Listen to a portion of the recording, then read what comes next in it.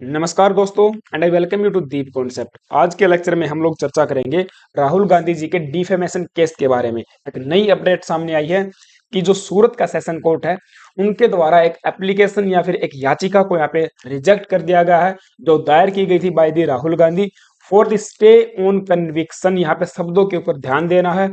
यहाँ पे लिखा हुआ है for the stay on conviction. इसका मतलब यही है, अगर उनको अपनी जो डिसक्वालिफिकेशन है उसको रिवर्स करना है, लोकसभा की सीट को वापस से उनको अगर पाना है, तो यहाँ पे स्टे लगना जरूरी था ऑन दी कन्विक्शन। यानी कि जो सेंटेंस उनको दी गई है, सेंटेंस के ऊपर सस्पेंशन से बात नहीं बनेगी। यहाँ पे बात बनने वाली थी कन्विक्शन के ऊपर स्टे लगने से, राइट, यानी कि दोष सिद्धि के ऊपर। तो अभी के लिए, फिलहाल के लिए, जो इन्होंने याचिका दायर की थी उसको रिजेक्ट कर दिया, डिसमिस कर दिया है by the Surat session court. क्योंकि मैं आपको बता दूं, इनको सजा सुनाई गई थी एक सूरत के मैजिस्ट्रेट कोर्ट के द्वारा, जुडिशियल मैजिस्ट्रेट कोर्ट के द्वारा। और उसका जो अपीलीट कोर्ट होता है वो होता है सेशन कोर्ट। हम इसकी हायरार्की के बारे में आगे बात करेंगे कि किस प्रकार से हमारा जो हायरार्कियल सिस्टम है इन दी जुडिशरी वो किस प्रकार से चलता है, उस बारे में हम बात करेंगे। Now what will happen next, अब आगे क्या होगा, आगे कौन सी कोर्ट के अंदर ये एक नई प्ली यानी कि याचिका दायर कर सकते हैं और किस प्रकार से अपनी जो डिस्क्वालिफिकेशन है उसको रोक सकते हैं, उस बारे में बात करेंगे। फिलहाल के लिए तो अगर देखा जाए तो एक प्रकार से क्योस ही मच गया है राहुल गांधी जी के लिए और पूरी कांग्रेस पार्टी में। तो न्यूज ये हो जाएगी, आप देख पाओगे, Surat session court reject plea by Rahul Gandhi for stay on conviction in criminal defamation case. अब इनके ऊपर एक ये जो क्रिमिनल डिफेमेशन वाला केस था, इसके अंदर इनको सजा सुनाई गई थी। आई एम श्योर कि आपको इस न्यूज के बारे में थोड़ा बहुत जरूर ही पता होगा, ठीक है। ये एक अनदर न्यूज है, राइट। तो देखिए, मैं थोड़ी सी आपको बात बताऊंगा, लेकिन उससे पहले आप सभी से छोटी सी रिक्वेस्ट है, प्लीज एंड प्लीज, अगर आपसे अगर चैनल पे नए आए हो, प्लीज चैनल को सब्सक्राइब कर लेना, ठीक है। यहाँ पे आते हैं, देखिए, जस्ट वेट ए मिनट। देखिए, 2019 की बात है, राइट, 2019 की बात है। एक कर्नाटका में रैली थी, चुनावी रैली थी, उसी दौरान इन्होंने एक कमेंट किया on the Modi surname, right. Modi surname के ऊपर इन्होंने कमेंट किया कि जितने भी मोदी नाम के व्यक्ति होते हैं वे सारे चोर क्यों होते हैं, जैसे नीरव मोदी, ललित मोदी, राहुल मोदी और ये नरेंद्र मोदी करके। तो मतलब इस प्रकार से इन्होंने एक पूरी कम्युनिटी को ही इन्होंने टारगेट किया, ऐसा मतलब याचिकाकर्ता का बताया गया है। अब जो पूर्णेश मोदी हैं, एक लोकल एमएलए हैं इन दी सूरत के अंदर, सूरत के एमएलए ही गुजरात के अंदर, पूर्णेश मोदी, इनके द्वारा इनके ऊपर डिफेमेशन केस दायर किया गया था, यानी कि मानहानि का केस, अर्थात आप हमारी मानहानि कर रहे हो। अब मानहानि मैं बता दूं आपको, हमारे यहाँ इंडिया के अंदर दो प्रकार से आप किसी के ऊपर भी लगा सकते हो। एक तो होता सिविल, सिविल दैट इज, इसके अंदर होगा क्या कि भाई अगर आपकी किसी ने मानहानि की है, उसके लिए आपकी रेपुटेशन भी होनी चाहिए, है ना।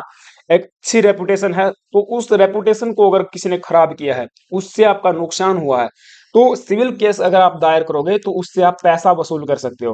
भाई मेरा 1 करोड़ रुपए का नुकसान हुआ है, मेरा 10 करोड़ रुपए का नुकसान हुआ है, मेरा इतना रुपए का नुकसान हुआ, यानी कि ले दे के यहाँ पे मामला निपट जाता है पैसे पैसे से, ठीक है। कई बार आपने देखा होगा जो सेलिब्रिटीज होती हैं वो यही यही वाला दायर करती हैं और पैसा लेके अपना चल बनते हैं।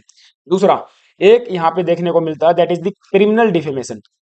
अब ये जो क्रिमिनल वाला है, इसके अंदर आपको सजा सुनाई जाती है, यहाँ पे जुर्माना लगाया जाता है और सजा भी सुनाई जाती है, या फिर दोनों हो सकते हैं, ठीक है।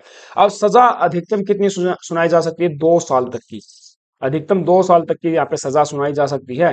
अब सबसे बड़ी समस्या यही है, अगर किसी एमएलए एमपी को, यानी किसी लॉ मेकर को 2 साल की सजा हो गई है या उससे ज्यादा की सजा हो गई है, तो उस केस के अंदर जो उसकी एक प्रकार है जो एमएलए एमपी की सीट है वो उससे छिन जाएगी। इट मीन्स उसको लोकसभा या फिर मेंबर ऑफ लेजिस्लेटिव असेंबली से उनको डिसक्वालीफाई कर दिया जाएगा, ठीक है।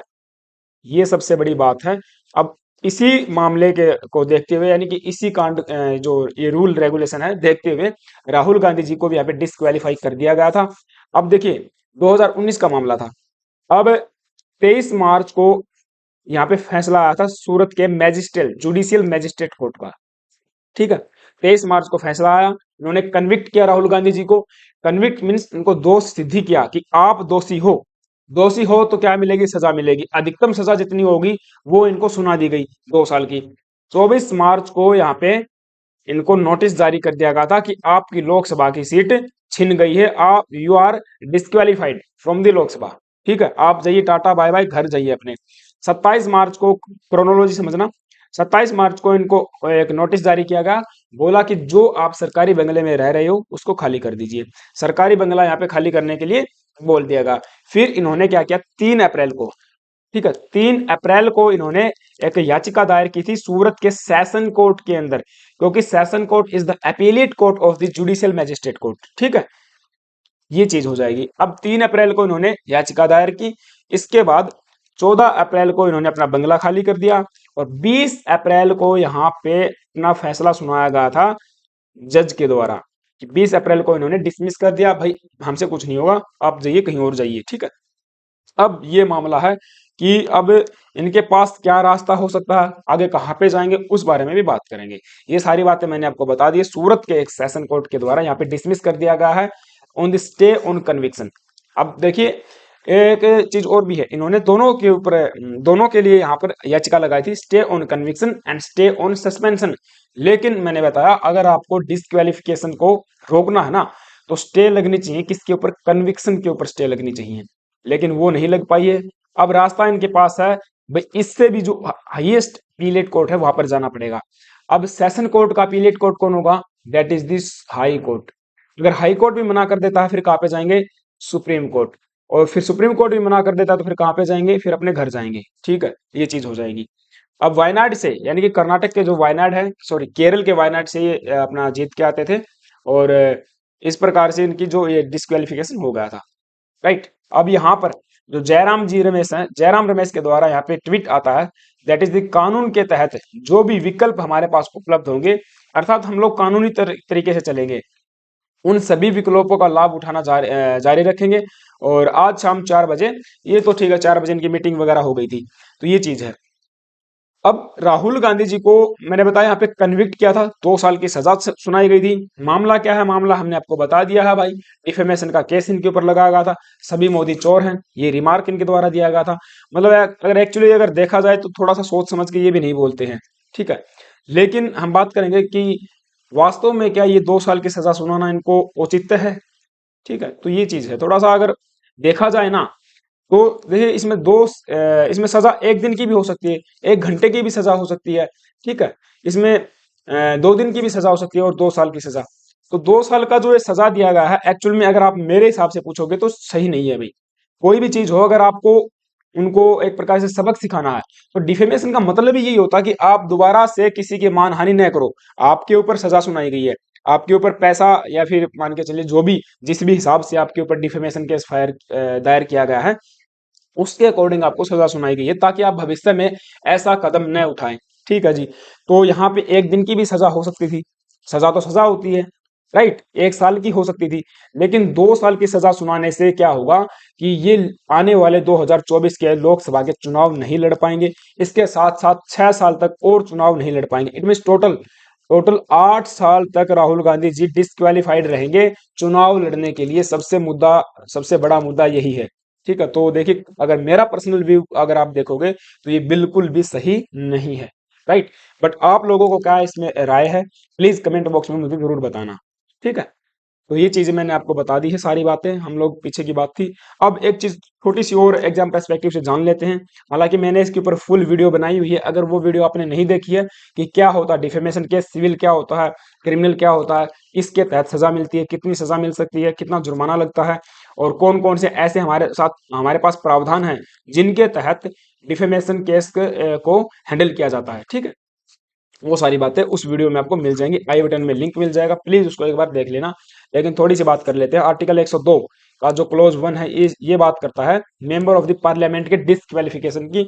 इसके साथ साथ हमारे पास एक एक्ट है, that is the representation of people act 1951। ये भी बात करता है for the disqualification for conviction in criminal cases. अब ये क्रिमिनल केसेस के अंदर डिस्क्वालिफिकेशन की बात करता है, इसके बहुत सारे सेक्शन हैं, उसका ही एक सेक्शन है 8, और इसका क्लोज हो जाएगा सेक्शन 8 का 3 क्लोज।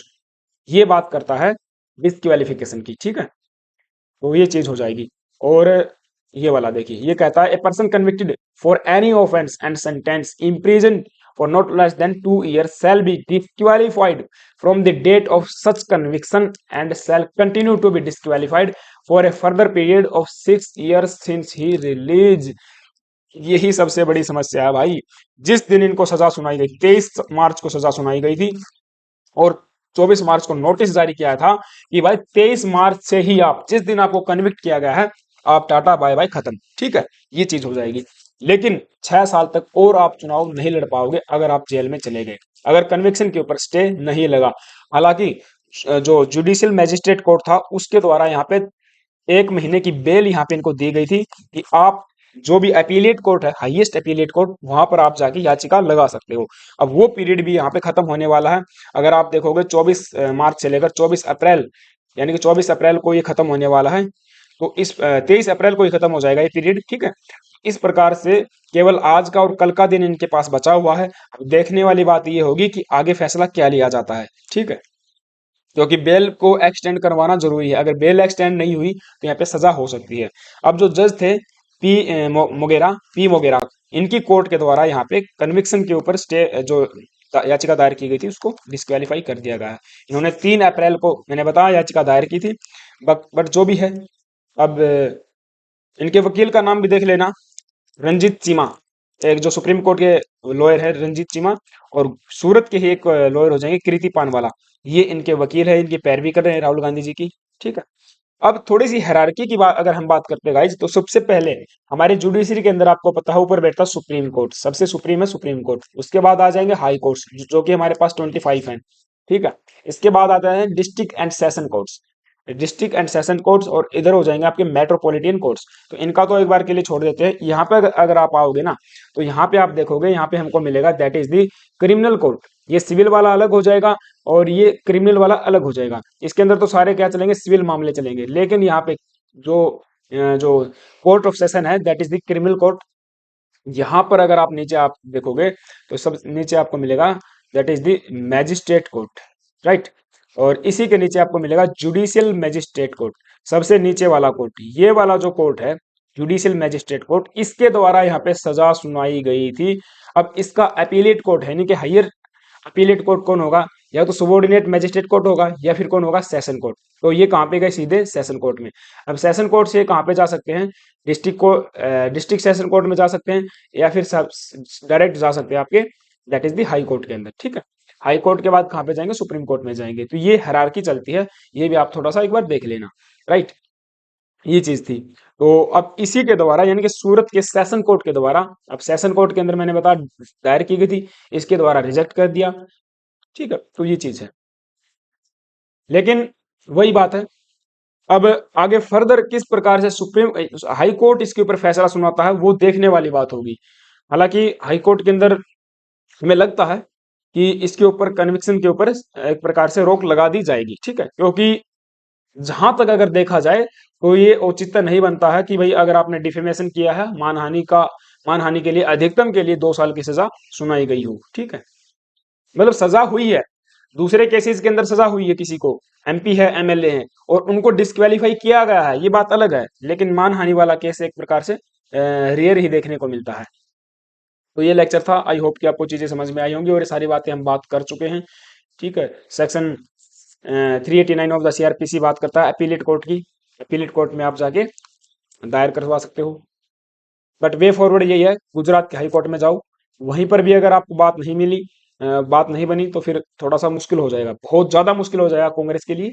ये चीज है। ठीक है, और ये भी हम बात कर चुके हैं सेक्शन 84 के बारे में, जो बात करता था कि भाई 3 महीने तक आप, यानी कि 3 महीने तक लगा सकते हो दायर, ये वाला है। लेकिन ये फिर सुप्रीम कोर्ट के द्वारा अनकंस्टिट्यूशनल करार दे दिया गया था, इसको स्ट्राइक डाउन किया गया था, क्योंकि एक जो केस था lily Thomas versus union of India, इसमें। ठीक है, तो ये सारी बातें हम कर चुके हैं। तो थैंक यू गाइज, ये लेक्चर था। आई होप कि आपको चीजें समझ में आई होंगी कि किस प्रकार से वे फॉरवर्ड हो रहा है। बाकी आगे जो भी इसके ऊपर डेट आएगी हम उससे आपको अवेयर जरूर करवा देंगे। ठीक है, एक नई वीडियो के साथ में। Thank you guys, have a nice day, stay tuned and stay with us. Video को जरूर लाइक करना और अगर अच्छी लगे तो चैनल को सब्सक्राइब कर लेना।